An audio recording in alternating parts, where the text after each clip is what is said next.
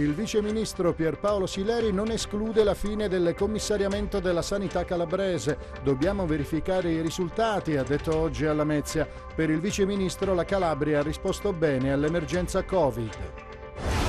Sono tutte rientrate in Calabria da viaggi fuori regione le 5 persone risultate positive al coronavirus. Uno è un giovane appartenente al cluster dei rientri da Corfù. Un altro caso è legato alle 2 donne risultate positive a Montaltofugo, mentre 3 casi si registrano sulla costa tirrenica cosentina. Dopo la morte dell'operaio avvenuta nell'area terminal del porto di Gioia Tauro, la MCT apre un'inchiesta interna. Indagini in corso intanto sulla dinamica dell'incidente costato la vita al 35enne dipendente di una ditta esterna al terminal portuale.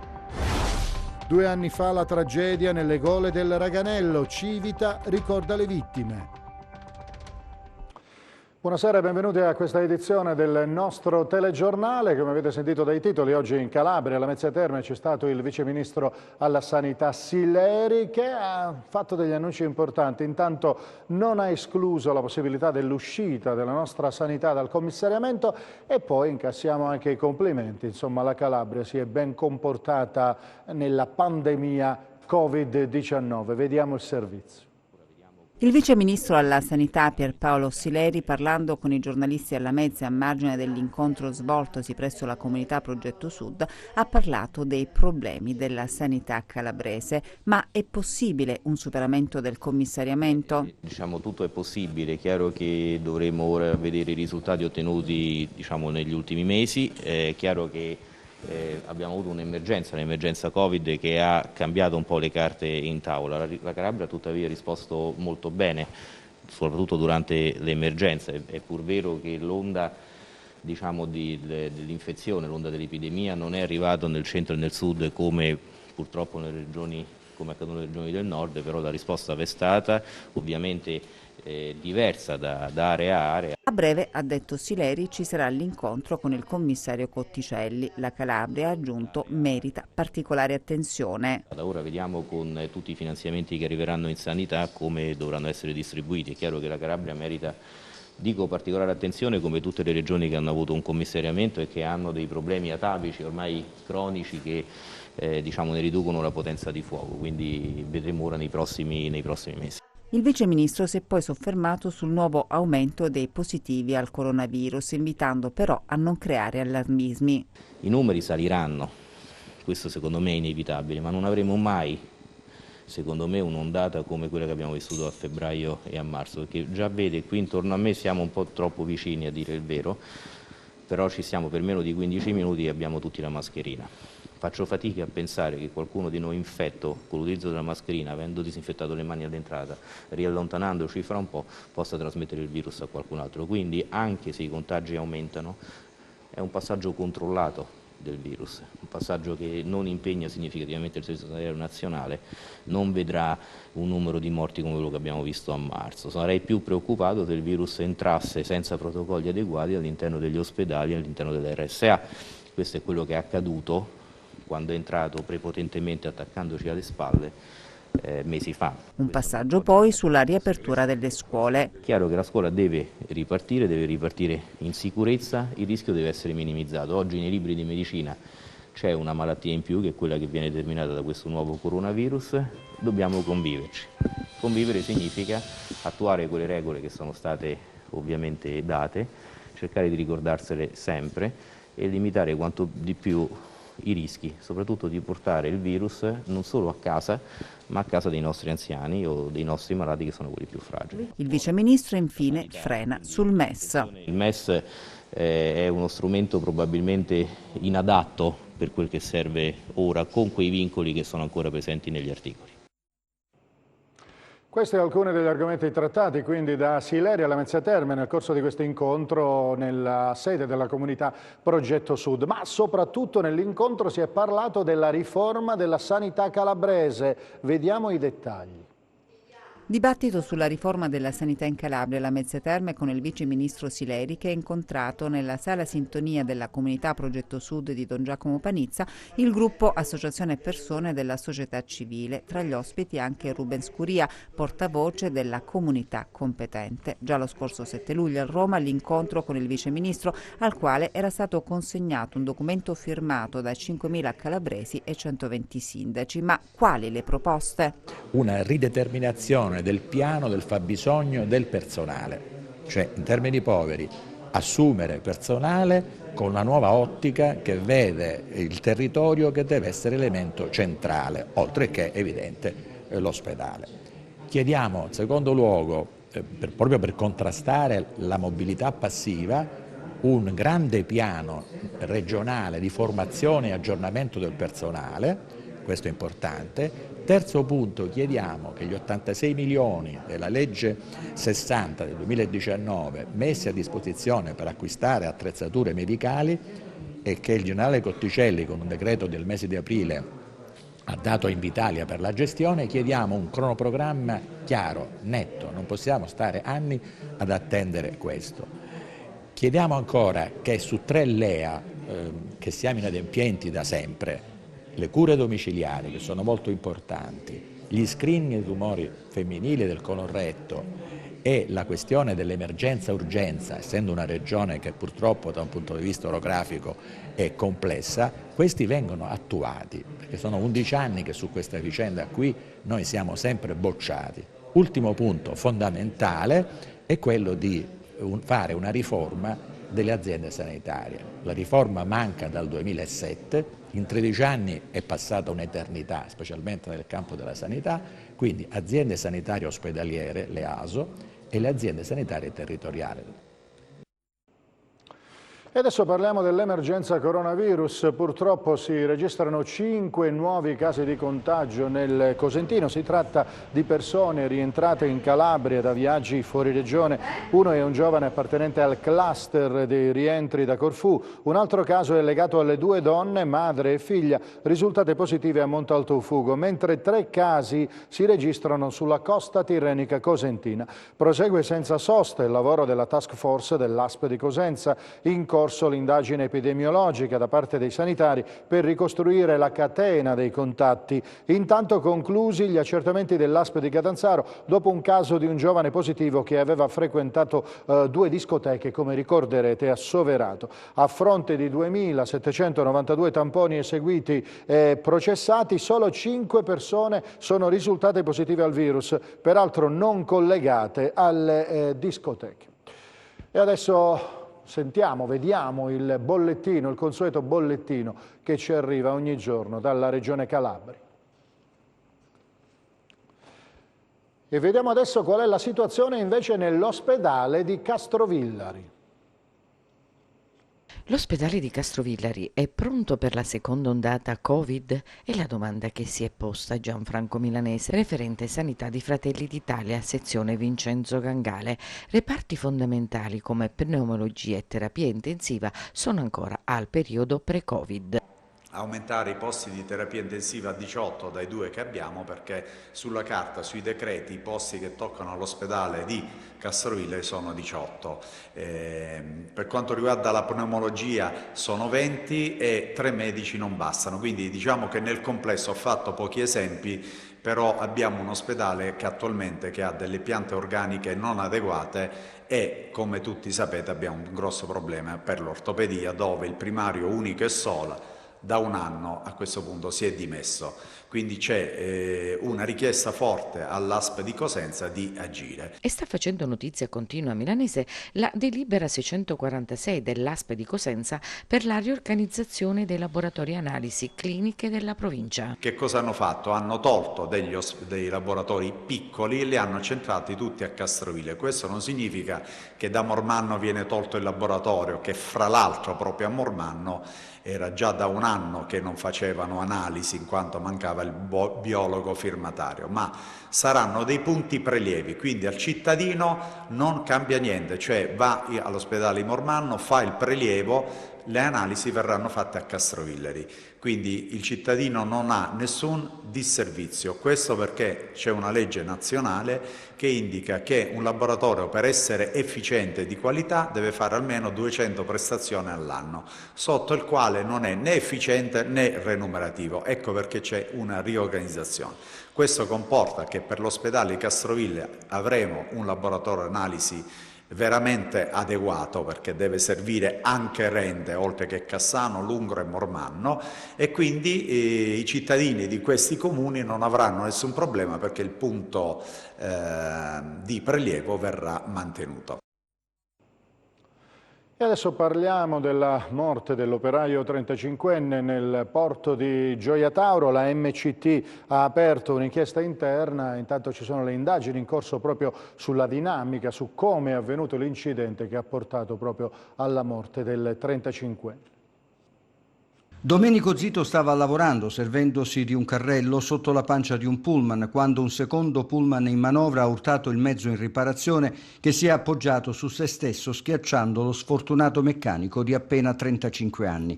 E questa l'ipotesi di dinamica più accreditata a 24 ore dalla morte dell'operaio del porto di Gioia Tauro, avvenuta nello spazio adibito a ricovero e riparazione mezzi dell'immensa infrastruttura.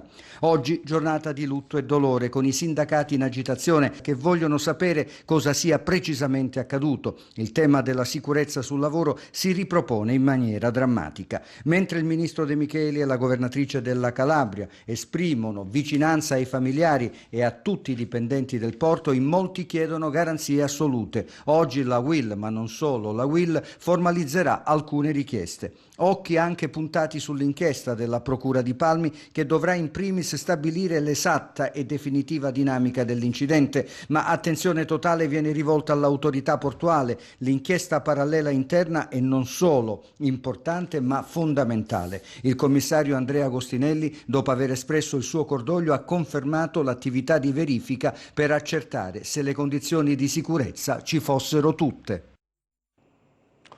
E ancora la cronaca, la Guardia di Finanza di Cosenza, dopo le indagini della compagnia di Rossano, ha operato un sequestro di beni per circa 200.000 euro ai danni di un presunto esponente di una cosca di 'ndrangheta del Crotonese. Vediamo.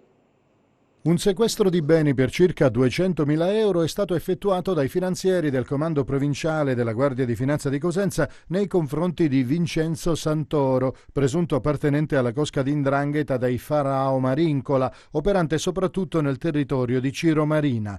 Santoro, originario di Mandatoriccio, è stato coinvolto nell'operazione Stige, coordinata nel gennaio del 2018 dalla DDA di Catanzaro. A seguito del rito abbreviato è stato condannato in primo grado a 17 anni e 8 mesi di reclusione per partecipazione ad associazione mafiosa, procurata in osservanza di pena, favoreggiamento personale, turbata libertà degli incanti e tentata estorsione. Santoro viene indicato come il controllore di tutto l'altopiano silano per conto della cosca Farao Marincola e si sarebbe occupato anche del sostegno ai latitanti, del coordinamento di coloro che gestiscono gli appalti boschivi pubblici e privati e dei rapporti con le diverse organizzazioni criminali del territorio. Le indagini della compagnia della Guardia di Finanza di Rossano hanno permesso di ricondurre a Vincenzo Santoro i beni immobili sequestrati e di cui si chiede la confisca, che sono formalmente intestati alla figlia. Secondo l'accusa, i beni sarebbero stati però oggetto di una compravendita fittizia. Adesso ci spostiamo nel Regino, dove i carabinieri hanno arrestato dopo un inseguimento un giovane di 20 anni che aveva in auto 14 kg di marijuana.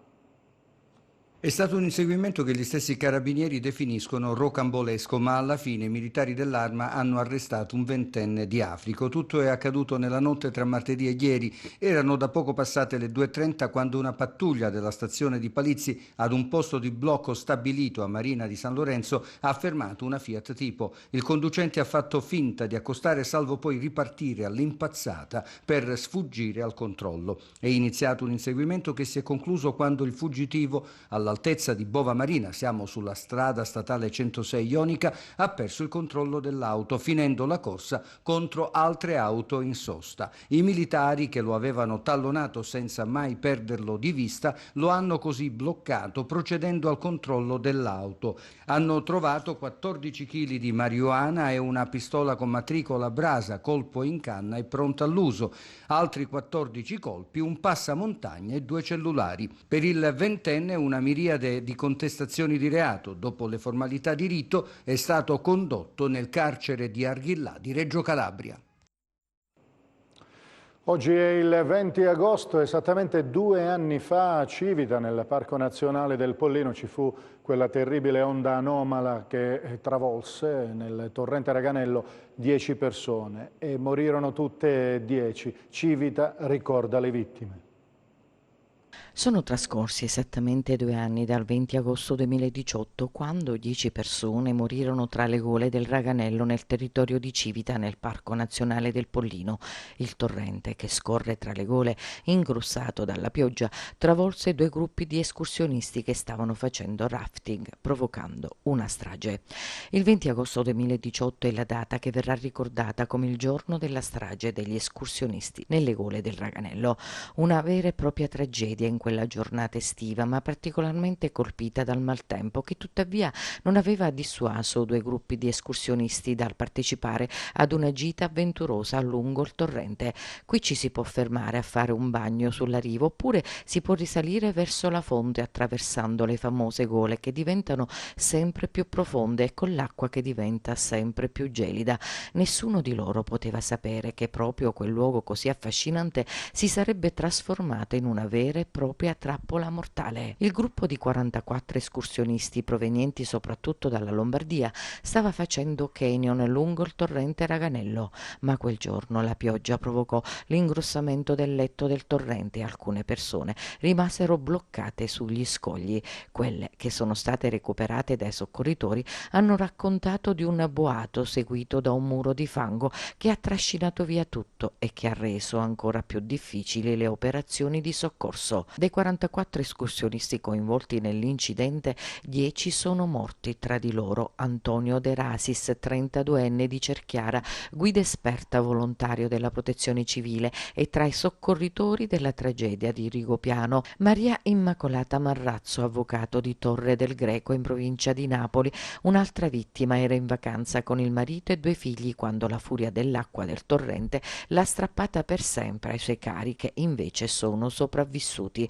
Stessa sorte per 2 romani, Carlo Maurici e Valentina Venditti, rispettivamente di 34 e 35 anni. Le 2 amiche pugliesi, Miriam Mezzolle e Claudia Giampietro, entrambe modelle, non ce l'hanno fatta a salvarsi, così come il loro conterraneo Gianfranco Fumarola, agente della polizia penitenziaria, che ha lasciato la moglie e 3 figli, i quali erano con lui a Civita e sono riusciti a mettersi in salvo aggrappandosi a dei rami.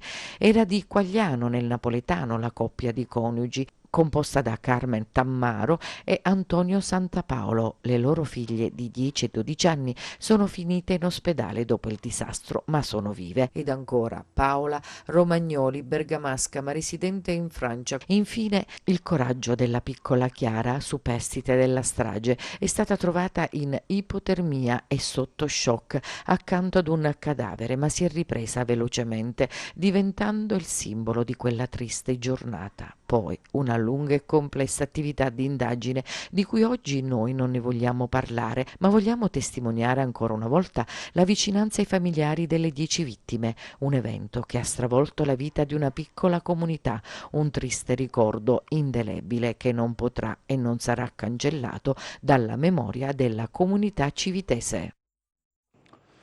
Adesso accogliamo e rilanciamo l'appello che arriva dalla sede Avis di Cosenza, perché proprio nei mesi estivi si registra purtroppo la maggiore carenza di scorte di sangue.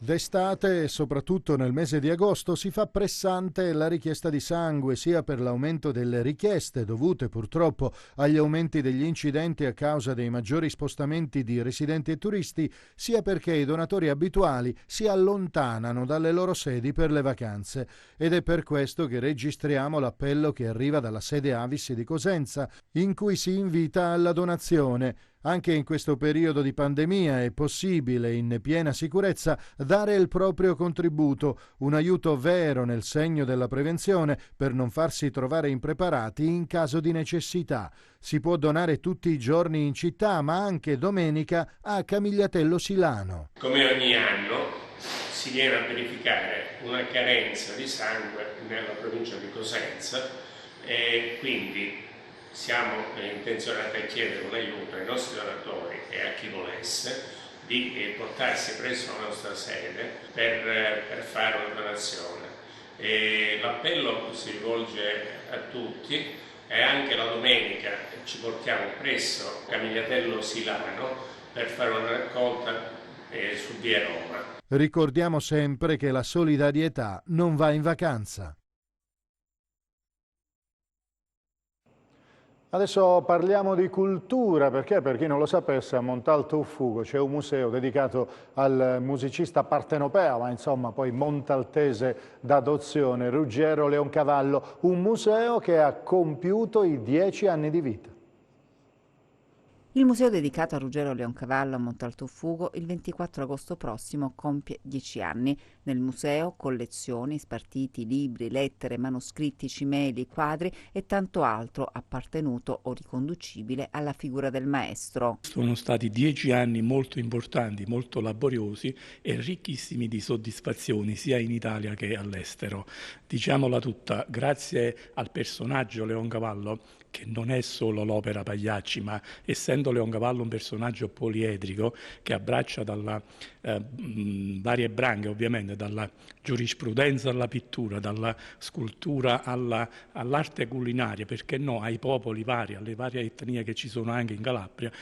Lui ha abbracciato tutte queste branche in tutto il mondo, quindi parlare di Leoncavallo e nel luogo dove è nato, si può dire, Leoncavallo dal punto di vista professionale, dove è nata l'opera Pagliacci, è una cosa che ci porta senza confini, insomma, ci dà spazio in tutte le direzioni. Questo è il francobollo emesso lo scorso anno per celebrare il centenario della morte del musicista che ambientò la sua opera principale, Pagliacci, proprio a Montalto-Uffugo.